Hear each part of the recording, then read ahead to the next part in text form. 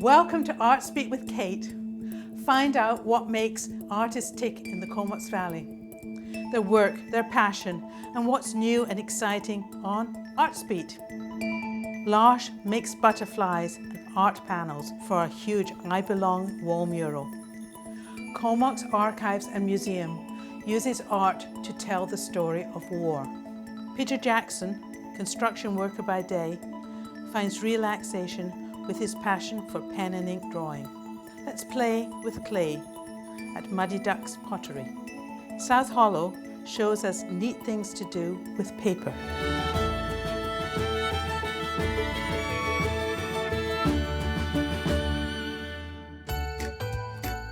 What are we supposed to do?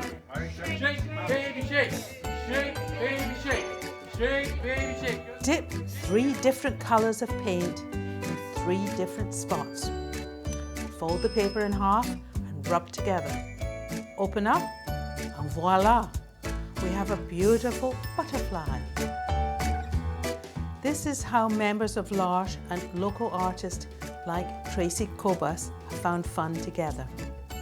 All have gifts and all have abilities to share aspects of their heart together. I just like that everybody who comes here is just who they are. There's nothing, no other pretensions or anything, so that's been really good to experience. Tracy Cobus volunteers with Lars, helping to prepare small paintings for the I Belong campaign wall mural. We're working with paint, so I know to really wash the brush in between certain colors or what colors to start with. So certain technical aspects I think I can help with a lot. The idea of Lars is that people who have intellectual disabilities should not be shunted away. They too have things to offer. So the idea of Lars is living in community with people who are different from, people we might run into every day. And that we all can learn and grow from that experience. So. Art is a way to bring people together. Art's a way to celebrate creativity. Art's in many respects, it levels the playing field for all of us who are prepared to take the risk of just getting down and dirty. Art also has a reputation of separating people, right? Because we're afraid that I can't do that, I'm not good enough. But once you break that barrier, and you can see the atmosphere here already creates this sense that, wow, we can do this. This is fun. Art is a common language that brings everyone together. And at Lars, they have so much excitement working with professional artists and teachers. They're having a great time. In the Comox Valley, I am Kate Brown.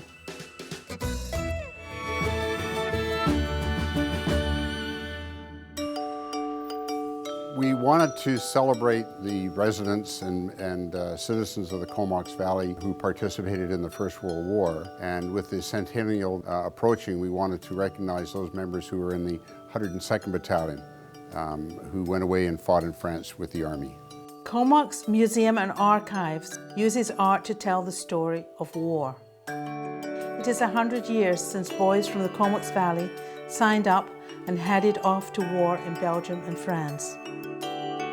This is an enlargement of a photograph taken on the day the 102nd Battalion left the Comox Valley, boarded the ship and sailed away to Vancouver to catch the train to war.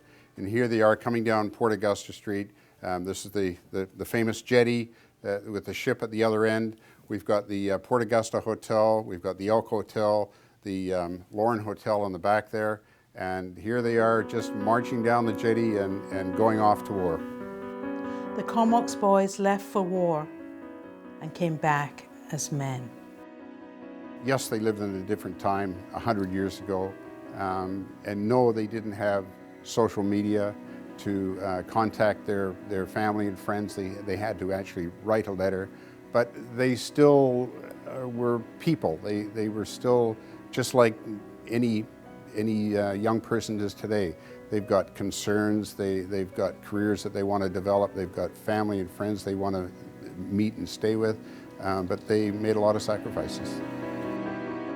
Balmoral to Port Augusta, around the corner with the Lorne Hotel. The Lorne Hotel. The mall would be over there. This is the mall, Yep. Comox Mall. And how they had no trucks in those days for the Army, so they actually walked from Goose Spit with all their equipment, all their baggage, and all the way along down Port Augusta and then down to the jetty and jumped on the ship. And some of the best stories that we've had, and some of the most interesting things we've learned from family members, from descendants of the people who went with the 102nd to war, some of whom their ancestors died and some of them have survived. And a great many of them have come forward and loaned or donated us artifacts that you see in our wonderful display here today.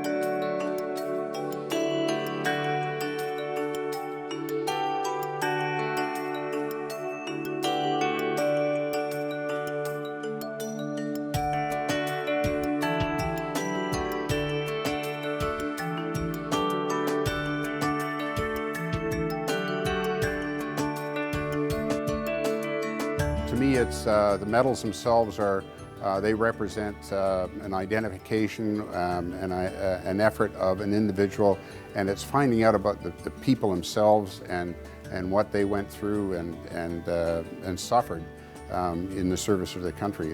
That's what I find quite fascinating, is the personal aspects. In the Comox Valley, I am Kate Brown.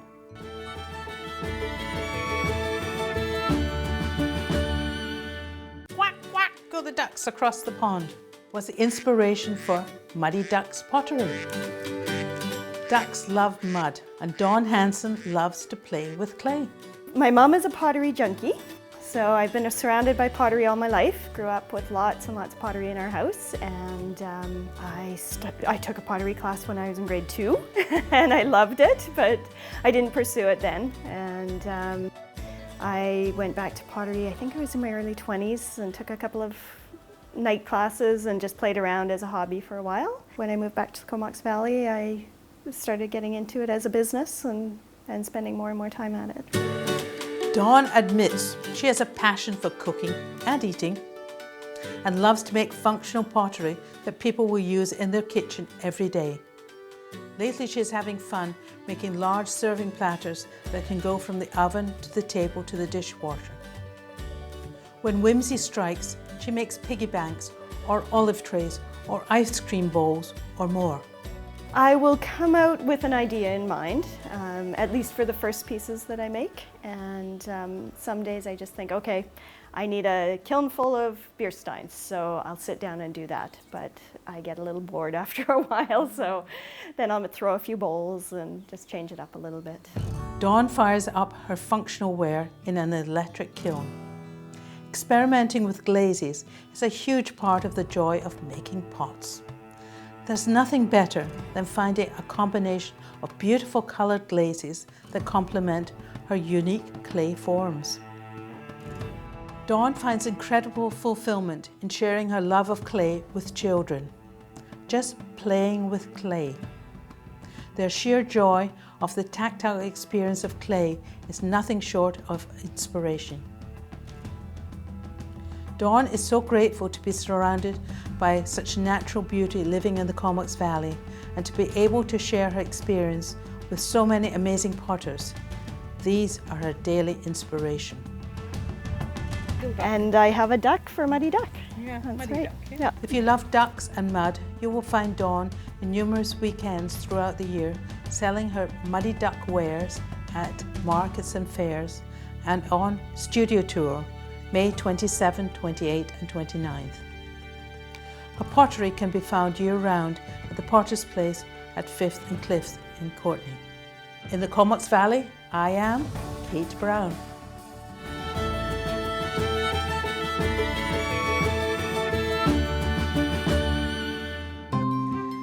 Peter Jackson gets up in the morning, 5 a.m, and draws before going to work at the construction site. Inspired by his art teacher, who introduced Peter to the diversity of line and texture in drawing, and from drawing from your own imagination. I was really inspired by my art teacher, Dave Carlin. He was quite the character. He was a wonderful fellow. Real free spirit, real free soul. A man of the 60s, you could say. He's a very, very cool cat. But he never, even in his teaching, he never tried to say there was a formula. Like there's certain things in order to sit down and get something, this is what you must do, which is understandable. But he was never for want of a better expression, a ball buster. As a kid, Peter loved to carve and draw. He would pick up a rock and see all kinds of forms of light, texture and shapes. This excited him to sketch and draw. Yeah, ever since I was a little kid, I've carved, I've drawn. I'm one of those guys that picks up a rock and looks at it and goes, okay, fine, let's see what we can find in it. And hopefully there's something, and there usually is. Peter's passion and relaxation is drawing from his own imagination. He's free to draw whatever he likes. He has books and books of drawings, of ideas, thoughts, and whimsical illustrations. It's an animated surrealistic impressionism. Okay.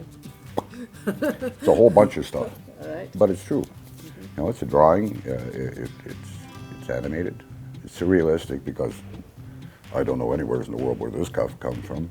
And it's impressionistic in the sense that what kind of an impression does it leave upon? I mean, I look at it sometimes myself and it leaves specific impressions. Nothing to draw?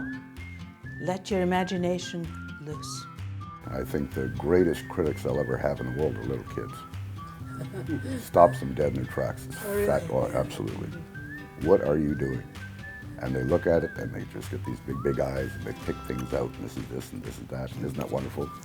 I had a young fellow that used to come in regularly with his mother, and he would have been, what, 5, 6, something like that? And he would critique my work for me. He was a young artist, so yeah. He would sit there and he'd tell me what he liked and what he didn't like, what he thought was fantastic, and I thought to myself, like, this is so cool.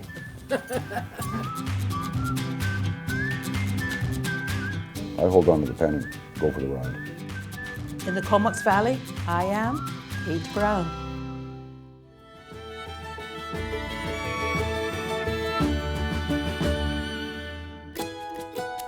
Do you know how to tear paper? There's just so many papers and so many cool things you can do with them. There are many different colors and textures of paper. Silk thread paper, pampas grass, papayas, rice, mulberry, batik, moni and marble papers. South Hollow Leaping High Paper is a cool little shop. So we bought the paper store. The owners were retiring, and we had no idea what a wonderful thing that was going to be. What do you love about paper? At South Hollow, Pam and partner Valerie make their own paper art, including paper paintings, artwork, greeting cards, books and more. Suddenly, it's adding a lot of different colors at once, instead of just, one solid.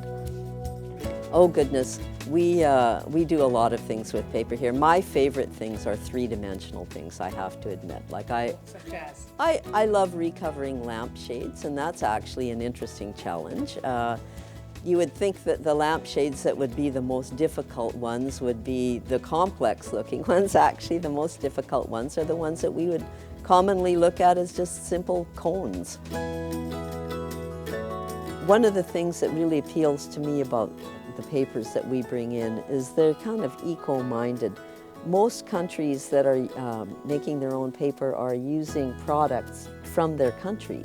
So the papers that come from Nepal are using things like Daphne or Latka plants, which are related to the papyrus plant from Egypt. Like, hey, that's the oldest paper in the world. Learn more about the art of paper from Pam and Valerie at South Hollow Gallery in 5th and Courtney. In the Comox Valley, I am Kate Brown.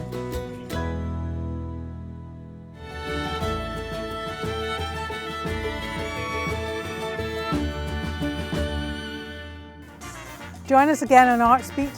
In the Comox Valley, I'm Kate Brown.